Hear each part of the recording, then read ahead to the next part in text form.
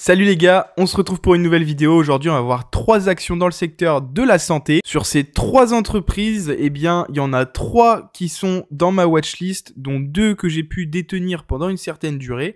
Mais on va voir ça ensemble. La première entreprise, c'est Equasens. Je pense que vous la connaissez, j'en ai déjà parlé sur ma chaîne. C'est une entreprise qui est plutôt dans le secteur de la pharmacie, mais qui s'occupe de la création et de développement logiciel, notamment sur des logiciels, des technologies comme Pharmagest. Voilà, ils proposent des solutions informatiques pour le secteur de la santé en Europe, mais certainement plus en France qu'ailleurs. Donc la société, elle a été constituée en 1996 et elle est basée à Villers-lès-Nancy. Il y a à peu près 1500 collaborateurs sur Equasens, donc c'est une petite entreprise, mais qui a des fondamentaux exceptionnel. Pense à mettre un like sur la vidéo, c'est vraiment l'indicateur que je regarde pour savoir si ça t'a plu. Si on regarde un petit peu la courbe, eh bien on voit qu'Equasens a atteint un pic à 115 € en 2021. On est redescendu au plus bas à 47 € en mars 2024, et là on est bien remonté sur une nouvelle pente haussière depuis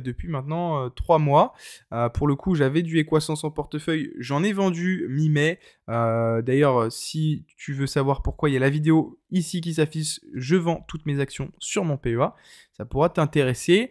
D'ailleurs, j'ai changé de stratégie aussi, mais on y reviendra sur la vidéo qui s'est affichée là-bas. Donc si on regarde un petit peu le rendement d'Equasens, donc sur 5 ans on est à 24%, mais bon, et c'est assez normal, hein, si on investit au pic ici, eh bien on a un faible rendement, ou même si on investit ici en 2020, et bien là aujourd'hui en 2024 on n'a pas fait une grosse plus-value, mais il faut savoir prendre ses bénéfices quand on investit sur des actions à l'unité. La croissance du dividende, eh ben ça c'est un très bon indicateur, comme à chaque fois je le souligne. Ici, on est sur 21 ans sans interruption du dividende, qui plus est en augmentation constante. Si on regarde un peu le rendement du dividende, on est à peu près aux alentours des 2% de rendement. Le nombre d'actions en circulation, eh bien en 2019-2020, ils avaient besoin de cash, donc ils en ont remis en circulation. Et là, en ce moment, ils rachètent leurs actions. Donc ça, c'est un top indicateur. Si on regarde un petit peu l'entreprise, eh bien, on est majoritairement sur le secteur français. On est sur une année de transition. D'ailleurs, j'avais pu faire une vidéo qui s'affiche ici sur Equasens, sur le bilan de l'entreprise. Ça peut vous intéresser. Je rentre un peu plus dans les détails. Par rapport au chiffre d'affaires, eh bien, c'est magnifique, hein. Tous les ans, ça augmente. Le free cash flow est exceptionnel. Croissance du chiffre d'affaires, voilà, on est plutôt à 2 chiffres, hein, sur les 4 à 5 dernières années, sauf en 2023. Mais ça, on le sait tous pourquoi, c'est une année de transition, une année d'investissement. La marge nette, eh bien, elle est juste exceptionnelle, mais bon, souvent dans les entreprises de la tech ou du moins de nouvelles technologies, de nouvelles solutions, on est souvent à des marges aux alentours des 20%. Eh bien là, c'est le cas, hein, c'est très très correct, c'est très bien. Et donc, ça permet d'avoir les reins solides sur les fondamentaux. Moi, ce que j'aime bien regarder, c'est vraiment la marge nette. Ça montre vraiment l'entreprise, à quelle puissance elle a la capacité en fait de générer du cash. Et forcément, une entreprise qui génère du cash, c'est une entreprise qui est saine financièrement. Bien sûr, il faut regarder d'autres résultats, d'autres facteurs. Mais la marge nette, ça donne quand même un très bon indicateur. Maintenant, si on regarde la dette par rapport à l'EBITDA, eh bien, on est en dessous de 3. On est même à 0,74 en 2023, même en négatif en 2022. Donc ça, c'est un top indicateur. Ça veut dire que l'entreprise rembourse très rapidement ce qu'elle emprunte. Donc voilà, moi, Equasens, je ne suis pas inquiet sur le dossier. Faites vos propres analyses, bien entendu, mais Equasens, ça reste du solide. On passe maintenant à la deuxième entreprise, c'est Sanofi. Sanofi qui est dans le CAC 40, qui est une grosse entreprise, qui est vraiment dans le soin, dans la santé, qui s'engage dans la recherche, le développement, la fabrication et la commercialisation de solutions thérapeutiques aux États-Unis, en Europe et à l'international. Ils sont notamment connus pour l'aspect vaccin et les produits pharmaceutiques. Si on regarde Sanofi, eh bien, on est sur une tendance haussière depuis les années 2008. On est vraiment sur une belle action qui a atteint des sommets en 2023 jusque presque 100 € et qui là avait bien descendu jusque 82 €. On était remonté à 92. Et là, on repart un petit peu à la baisse. Sur 5 ans, on est à peu près à 48%, comparé au CAC 40 à 52%, donc on est très proche. Sachant que là, il n'y a pas les dividendes réinvestis, car comme on peut le voir, si on regarde le dividende, eh bien l'entreprise est magnifique, puisque depuis plus de 30 ans, elle reverse un dividende chaque année, et ça c'est vraiment très intéressant, sachant qu'on est à 3,76 € Donc pour une action qui est à peu près à 90 €, on est à plus de 4% de rendement par an juste avec le dividende. Donc ça, c'est quand même formidable, sachant que c'est quand même une entreprise de croissance.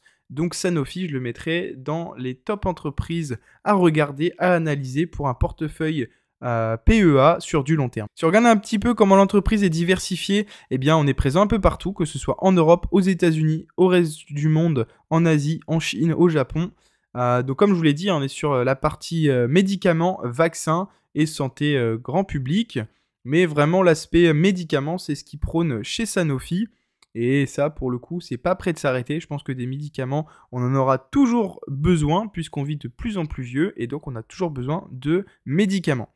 Si on regarde le chiffre d'affaires, eh bien, on est sur une entreprise qui a des fondamentaux quand même solides, puisque le chiffre d'affaires augmente chaque année. Bon, 2022, année quand même exceptionnelle grâce ou à cause du Covid. Le bénéfice par action, 2022-2023, logique, ça a bien monté. 2024, eh bien, on n'a pas encore le chiffre de l'année en cours, donc c'est normal que ce soit en bas. Si on regarde la croissance du chiffre d'affaires, eh bien, chaque année, on est à peu près à 5-6% de croissance, sauf pendant l'année 2022 Covid, donc forcément plus de commandes. Les free cash flow, la croissance, eh bien, ça dépend des années. Forcément, c'est corrélé au chiffre d'affaires. La marge nette, eh bien, pour ce secteur, on est plutôt aux alentours des 10%, ce qui reste très correct. 2020, 32%, mais on sait tous pourquoi. Et donc, aujourd'hui, on est toujours sur la marge nette aux alentours des 12-13%. Pour ce business-là, ce qui est très bien, clairement, parce que développer de nouveaux médicaments, ça coûte beaucoup d'argent. Et donc, là, on est sur quand même quelque chose de rentable. Sachant qu'il y a le dividende de plus de 4%, comme je vous l'ai dit tout à l'heure. Si on regarde la dette par rapport à l'EBITDA, eh bien pareil, on est sur une très bonne entreprise à ce niveau-là.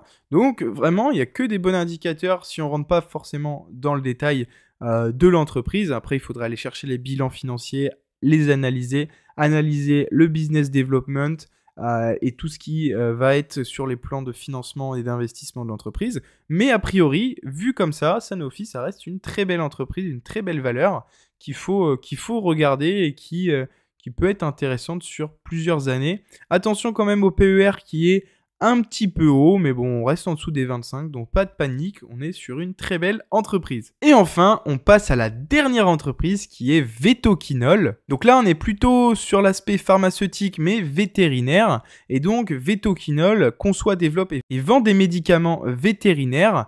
Pareil, on fait de plus en plus attention à ces animaux et donc on a envie qu'ils vivent le plus longtemps possible. Et donc ça, c'est aussi un domaine très porteur, présent dans l'Europe, les États-Unis, l'Amérique et l'Asie.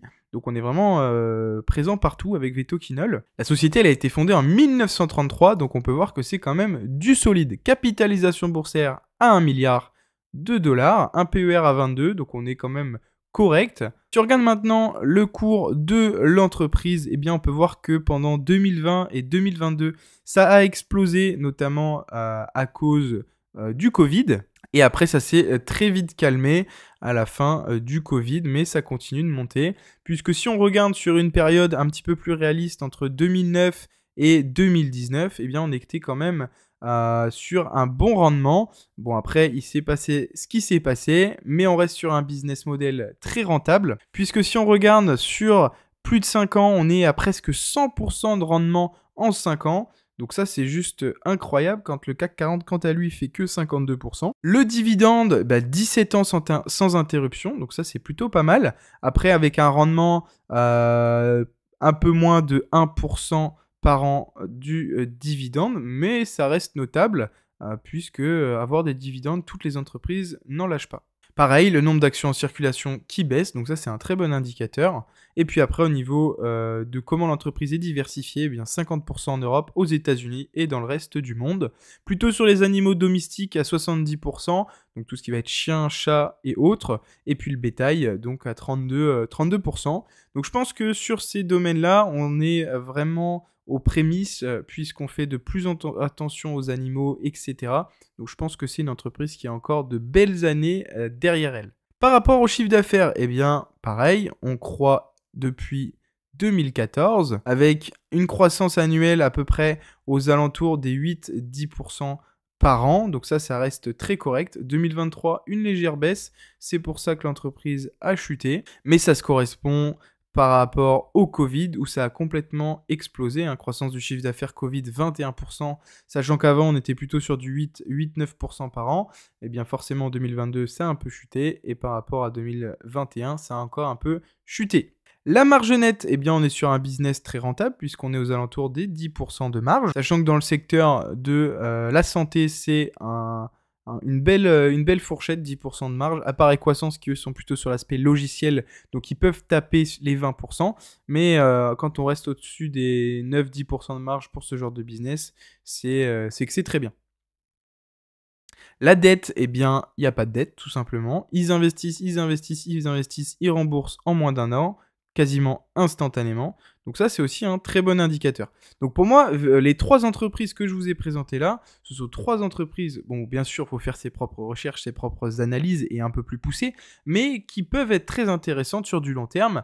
Moi, si je devais faire un classement aujourd'hui, au vu des cours actuels et de ce qui se passe actuellement, je mettrais Equasens en premier, je mettrais Sanofi en deuxième et Vetoquinol en troisième. Mais ce sont 3 belles valeurs que j'apprécie particulièrement. J'ai d'ailleurs pu acheter du Equasens et du Vetoquinol par le passé. D'ailleurs, n'hésitez pas à checker dans la description le serveur Discord des investisseurs. Ça peut être très intéressant pour vous, sachant qu'il y a une petite surprise qui arrivera prochainement. Ça va être plutôt de l'accompagnement, une petite formation pour vous aider, pour vous accompagner en bourse, mais je vous en dis pas plus, on verra ça lors d'une prochaine vidéo. On arrive à la fin de cette vidéo. Si ça t'a plu, n'hésite pas à mettre un petit pouce, de mettre un petit commentaire. C'était Alexandre. Allez, bonne soirée, salut!